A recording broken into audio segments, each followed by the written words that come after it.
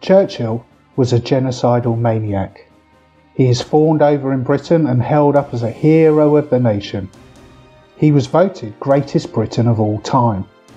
And this is the real history of Churchill, the history of a white supremacist whose hatred for Indians led to 4 million starving to death, the man who loathed Irish people so much he conceived different ways to terrorise them, the racist thug who waged war on black people across Africa and the UK. This is the story of Winston Churchill, the enemy of all humanity.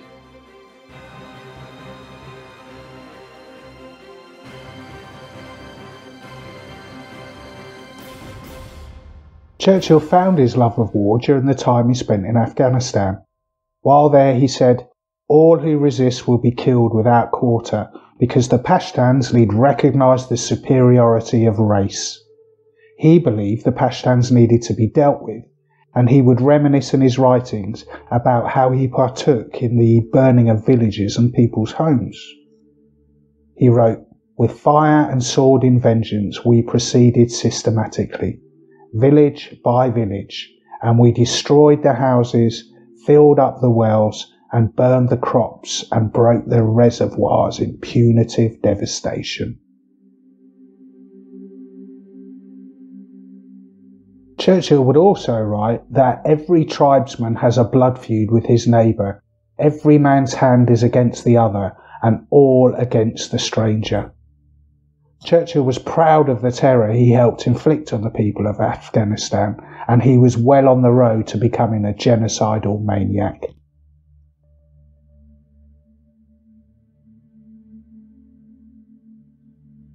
The British Army, under the guidance of Churchill, perpetrated a massacre on the streets of Athens in December 1944. 28 protesters were shot dead and a further 128 were injured. The British Army had demanded that all guerrilla groups should disarm on the 2nd of December 1944. The following day, 200,000 people took to the streets, and this is when the British Army, under Churchill's orders, turned their guns on the people of Greece. Churchill regarded ELAS, the Greek People's Liberation Army, and EAM, the National Liberation Front, as a miserable banditti. These were the very people who ran the Nazis out. His actions in the month of December were purely out of his hatred and paranoia for communism. The British-backed right-wing government in Greece returned from exile after the very same partisans of the resistance that Churchill ordered the murder of had driven out the Nazi occupiers. The Soviet forces were well received in Greece, and this deeply worried Churchill. He planned to restore the monarchy in Greece to combat any possible communism influence. The events in December were part of that strategy. In 1945, Churchill sent Charles Wickhams to Athens, where he was in charge of training the Greek security police. Wickham learned his tricks of the trade in British-occupied Ireland between 1922 and 1945. He was a colonel of the RUC, responsible for countless terror attacks. In April 1945, Churchill said, "The Nazi collaborators in Greece in many cases did the very best they could to shelter the Greek population from German oppression." And he went on to say, "The communists are the main foe."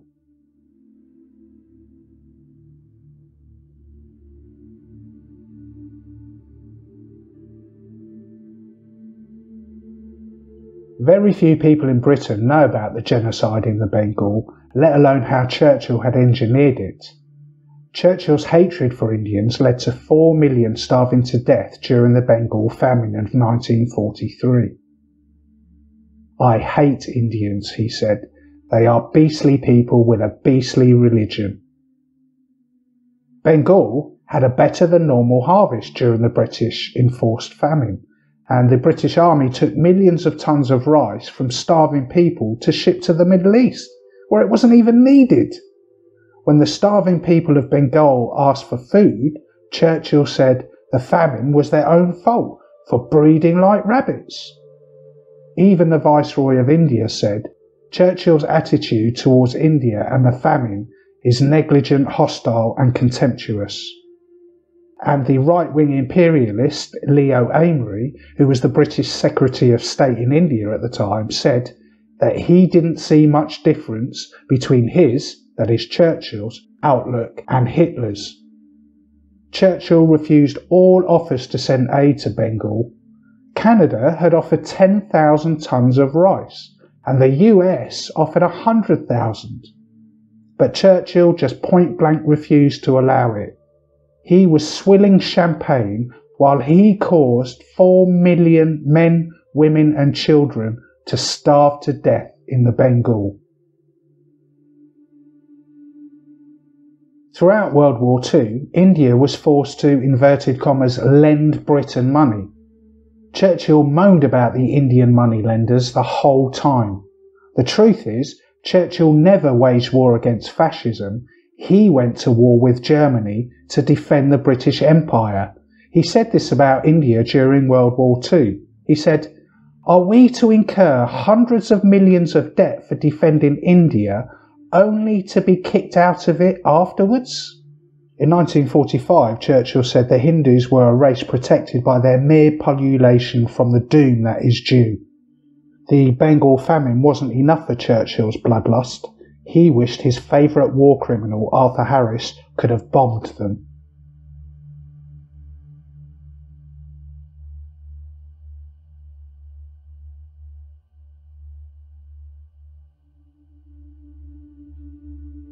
When Britain seized Iran's oil industry, Churchill proclaimed it was a prize from fairyland beyond our wildest dreams. Churchill meddled in Iranian affairs for decades. He helped exclude Iranians from their natural resources and encouraged the looting when most lived in severe poverty. In 1914, Churchill proposed a bill in the House of Commons that would see the British government become the major shareholder of the Anglo-Iranian Oil Company. The company would go on to refrain from paying Iran its share of the dividends before paying tax to the British Exchequer. Essentially, the British were illegally taxing the Iranian government. Churchill arranged for the BBC to send coded messages to let the Shah of Iran know that they were overthrowing the democratically elected government. Instead of the BBC ending their Persian language news broadcast with "It's now midnight in London," they, under Churchill's orders, said "It is now exactly midnight." Churchill went on to privately describe the coup as the finest operation since the end of World War II.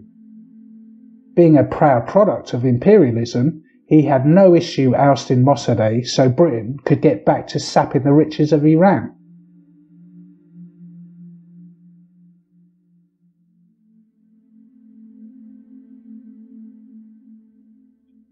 Churchill was appointed Secretary of State for the Colonies in 1921, and he formed the Middle East Department, which was responsible for Iraq. Determined to have his beloved empire on the cheap, he decided air power could replace ground troops. A strategy of bombing any resistance to British was now employed.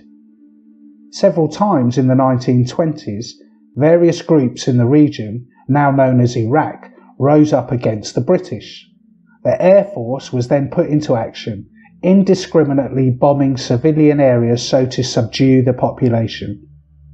Churchill was also an advocate of the use of mustard and poison gases.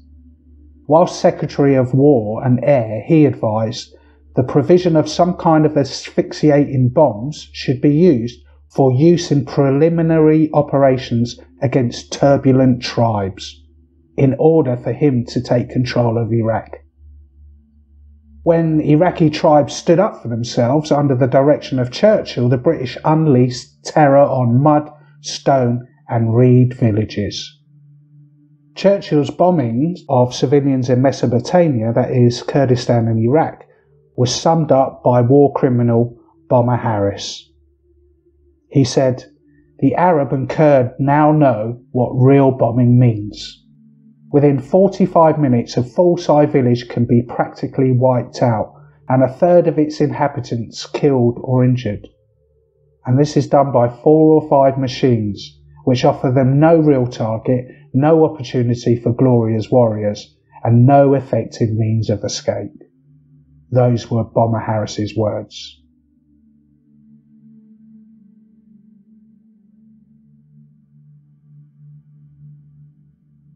In 1904, Churchill said, "I remain of the opinion that a separate parliament for Ireland would be dangerous and impractical." Churchill's ancestry is linked to loyalism in Britain. He is a direct descendant of the Marquis of Londonderry, who helped put down the 1798 United Irishmen Rising. And he would live up to his family's reputation when it came to suppressing revolutionary forces in Ireland. The Black and Tans were the brainchild of Churchill. He sent these thugs to Ireland to terrorise at will. They attacked civilians and civilian property. They done Churchill proud, rampaging across the country carrying out reprisals. He went on to describe them as a gallant and honourable set of officers. It was also Churchill who conceived the idea of forming the auxiliaries who carried out the Crow Park massacre, firing into the crowd at a Gaelic football match, killing 14 people. Of course, this didn't fulfil Churchill's bloodlust to repress as a people who he described odd for their refusal to be English. He went on to advocate the use of air power in Ireland against Sinn Féin members in 1920. He suggested to his war advisers that aeroplanes should be dispatched with the orders to use machine gun fire or bombs to scatter and stampede them. Churchill was an early advocate for the partitioning of Ireland. During the treaty negotiations, he insisted on retaining navy bases in Ireland. In 1938, those bases were handed back to Ireland. However, in 1939, Churchill proposed capturing Berryhaven by force. In 1941, Churchill supported a plan to introduce conscription in Northern Ireland. Churchill went on to remark, "The bloody Irish, what have they ever done for our wars?" And in doing so, reducing Ireland's merit to what it might provide by way of resources, i.e. people, to their imperialist land grabs.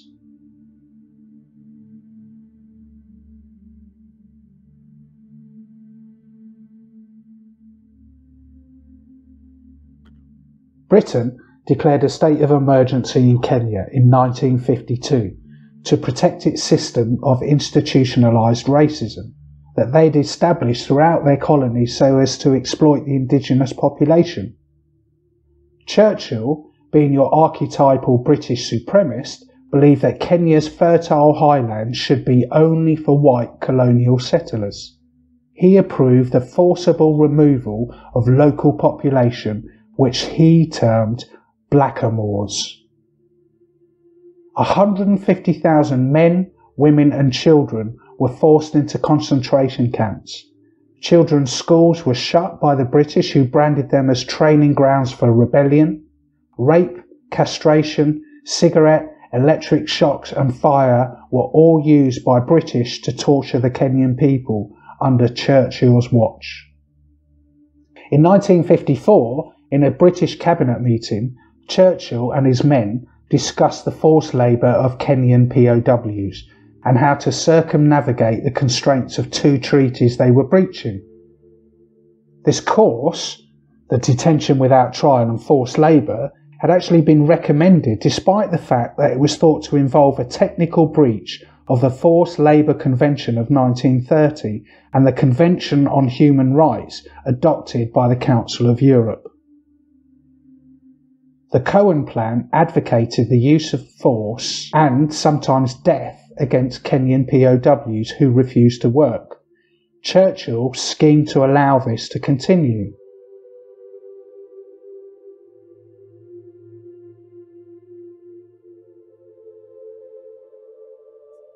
In 2012, Churchill was honoured with a statue in Jerusalem for his assistance to Zionism. He regarded the Arab-populated Palestine to be a lower manifestation, and that the dog in a manger has the final right to the manger. By this, he meant the Arabs of Palestine. In 1920, Churchill declared, "If, as may well happen, there should be created in our own lifetime by the banks of the Jordan a Jewish state under the protection of the British Crown, which might comprise of 3 or 4 million Jews, an event will have occurred in history of the world which would be from every viewpoint beneficial." A year later in Jerusalem, he told Palestinian leaders that it is manifestly right that the Jews, who are scattered all over the world, should have a national centre and a national home where some of them may be reunited. And where else could that be but in this land of Palestine, with which for more than 3,000 years they have been intimately and profoundly associated. At the Palestine Royal Commission of 1937, Churchill stated that he believed in the intention of the Balfour Declaration was to make Palestine an overwhelmingly Jewish state. He went on to say he does not admit for an instant that a great wrong has been done to the Red Indians of America or the black people of Australia. I do not admit that a wrong has been done to these people by the fact that a stronger race, a higher grade race, a more worldly wise race, to put it that way, has come in and taken their place. 4 years later, he wrote of his desire for a Jewish state to be established after the Second World War. The establishment of the colonial settler state, however, was done on the watch of the British Labour Party under Attlee, who were always there to back up their Tory counterparts when it came to British foreign policy.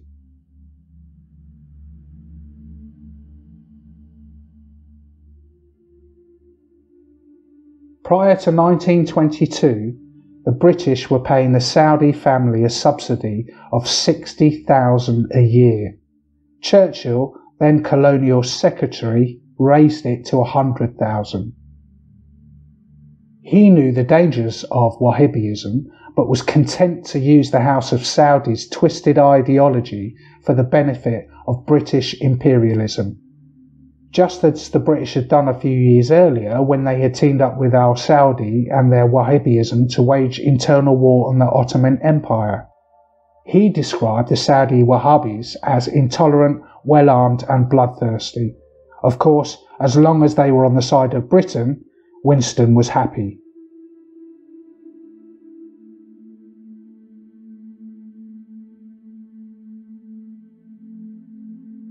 Thousands were sent to British-run concentration camps during the Boer Wars.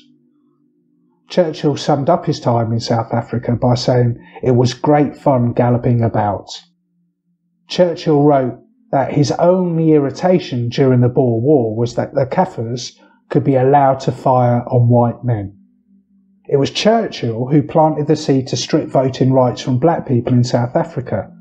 In June 1906, Churchill argued that the Afrikaans should be allowed a self-rule, which would mean black people would be excluded from voting. He went on to state to Parliament, "We must be bound by the interpretation which the other party places on it, and it's undoubted that the Boers will regard it as a breach of their treaty if the franchise were in the first instance extended to any persons who are not white."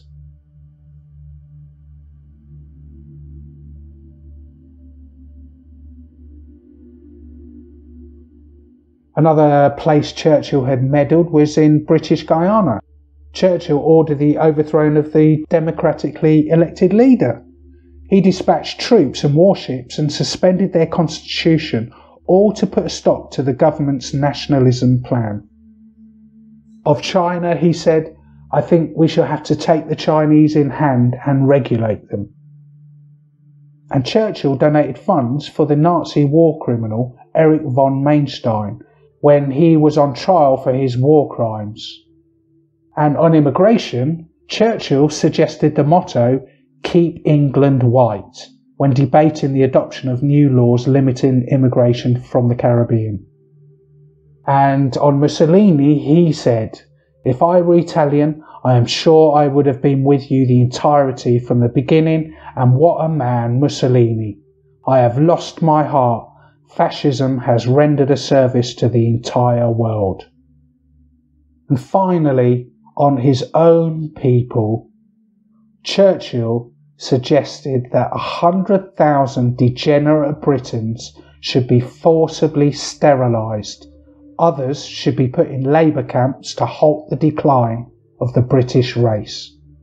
He also went on to suggest that tramps and wastrels ought to have a proper labour colony where they could be sent. This is the story of Winston Churchill, enemy of humanity.